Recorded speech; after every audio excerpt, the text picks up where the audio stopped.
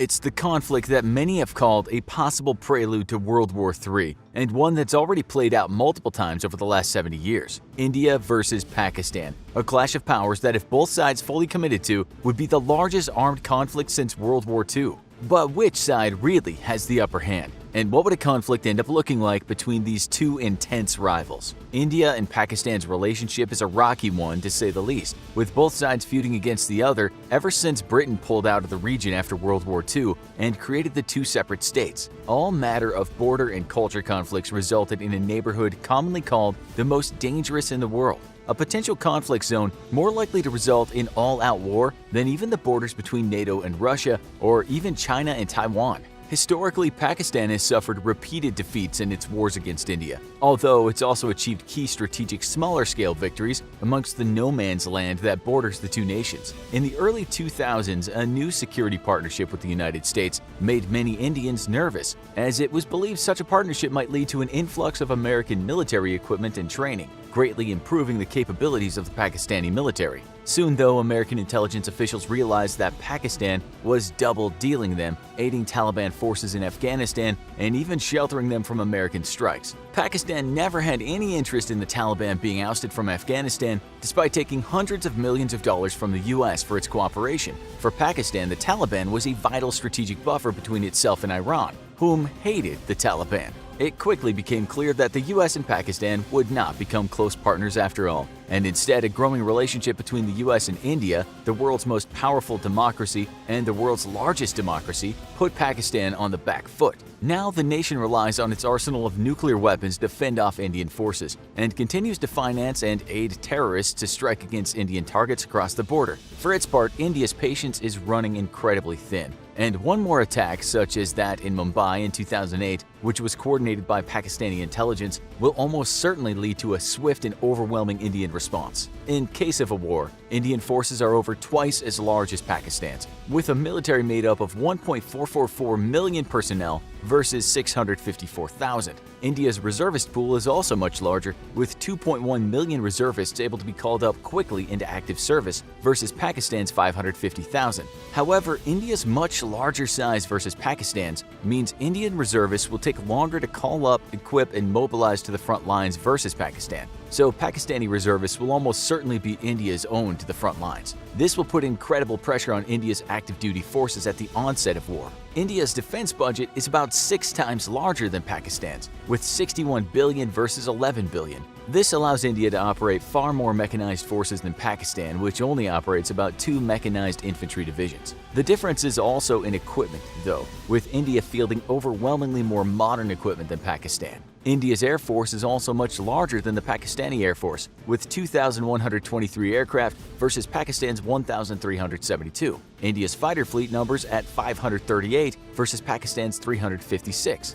Although in any conflict, Pakistan will almost certainly be fighting defensively. This would allow Pakistan's air artillery to help neutralize some of that numerical disadvantage. And in a defensive war, India's large number superiority will actually put it roughly on par with Pakistan's fighter fleets once losses and denial from air artillery is accounted for. Where India truly holds the advantage, though, is in its fleet of 260 Sukhoi Su-30s, an extremely capable Russian fighter whose only real competition on the Pakistani side is the American-made F-16. While a modern F-16 is more than a match for a Su-30, not many of Pakistan's F-16s are fully modernized. To make matters worse, Pakistan only fields 76 of them. Most of the Pakistani Air Force is made of Chinese or joint Chinese-Pakistani fighters, and Chinese fighter designs are generally accepted as being inferior to either Russian or American designs. In the air, India will definitely hold the advantage. India fields a transport fleet that's 5 times greater than Pakistan's own fleet, with 250 various transport aircraft versus Pakistan's 49.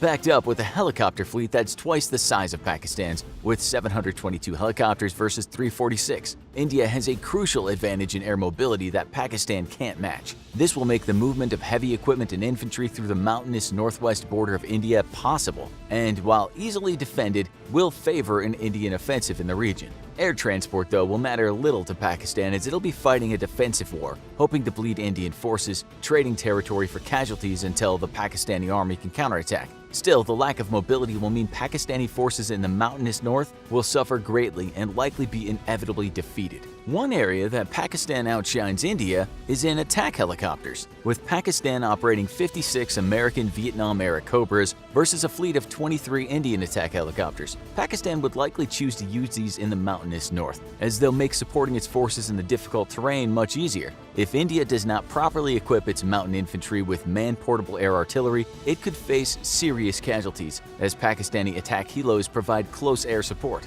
India's own fleet is so small it'll have limited to no utility, being easy fodder for Pakistan's own air artillery. Both nations, however, have so few attack helicopters that their air fleets will become depleted due to casualties and equipment breakdowns within the first week or two of serious fighting. The bulk of the fighting between the two nations will happen on land, and this means that the most important element of either nation's military will be its main battle tank fleet. Here again, India outnumbers Pakistan nearly 2-1, with 4,292 tanks versus Pakistan's 2,200. Both nations' tanks vary in modernity, but both nations' tanks are mostly very capable platforms. India's main tank is the Soviet-built T-72, with modern upgrades. Until Desert Storm, analysts feared that the T-72 would be a formidable threat to the American Abrams and the British Challenger. The short but intense war, however, showed that T-72s were all but utterly obsolete versus Abrams or Challengers, scoring not a single kill in the entire conflict, while American and British tanks decimated hundreds in return. Luckily, India won't be facing off against Abrams or Challengers in a war with Pakistan, as Pakistan's main battle tank is the Chinese-made Type 59. Basically a copy of a Soviet design, the Type 59 could not hope to cope with modern tanks performing even worse than a T-72 against modern American or British armor. But it could still pose a threat to India's T-72s. On the whole, though, India's tank forces would outperform Pakistan's own, and the ground war would almost certainly go to India in a pitched battle. India's own artillery forces also greatly outnumber Pakistan's, with over 4,000 artillery versus Pakistan's 1,226. This includes 266 multiple launch rocket systems versus Pakistan's 100, giving India far greater fire support capabilities than Pakistan. However, because Pakistan has the defensive advantage, its smaller numbers would initially not matter much in the first few weeks of conflict. Once India was fully mobilized, however, the overwhelming pressure of so much combat equipment would inevitably break Pakistan's back, unless the nation could score decisive victories with bold counterattacks and push itself into India.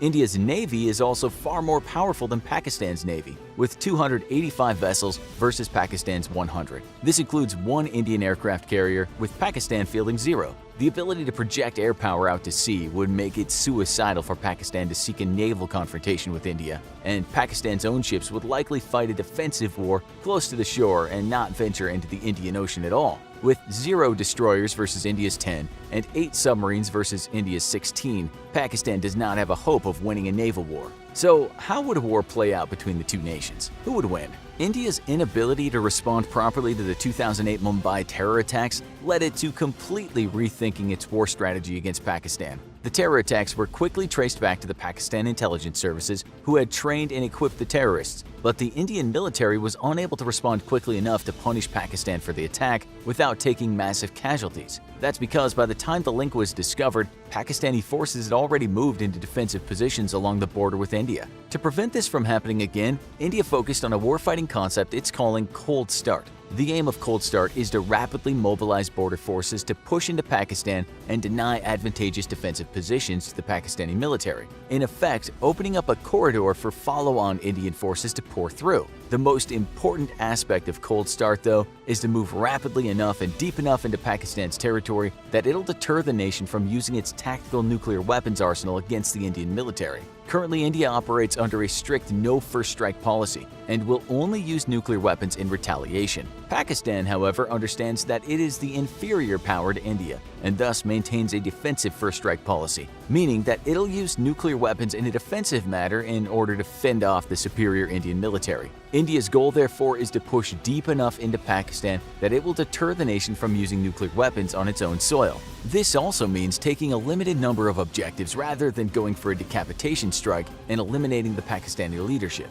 Given the technological and numerological superiority of the Indian military, it's more than capable of carrying the strategy out, at least on paper. While India has plenty of experience fighting against Pakistan, it has never executed such a massive offensive, and it is unknown if it has the experience, expertise, and equipment to pull off such a massive logistics-dependent operation. If Cold Start were to fail, it would be a strategic disaster for the Indian military, as it would leave Indian forces bunched up on the border and at the mercy of Pakistani nuclear strikes. Of course, that would inevitably invite a nuclear response from India, further escalating the conflict. If Cold Start succeeds, though, Pakistan would be all but neutralized and forced to come to a peace table under India's terms. Removing nuclear weapons from the equation only makes an Indian victory even more certain. And it's sure that without Pakistan resorting to large-scale use of nuclear weapons, it cannot hope to stand against India's military. With few friends on the international stage thanks to its sponsorship of terrorism, Pakistan is also unable to call upon powerful friends to help it in case of war,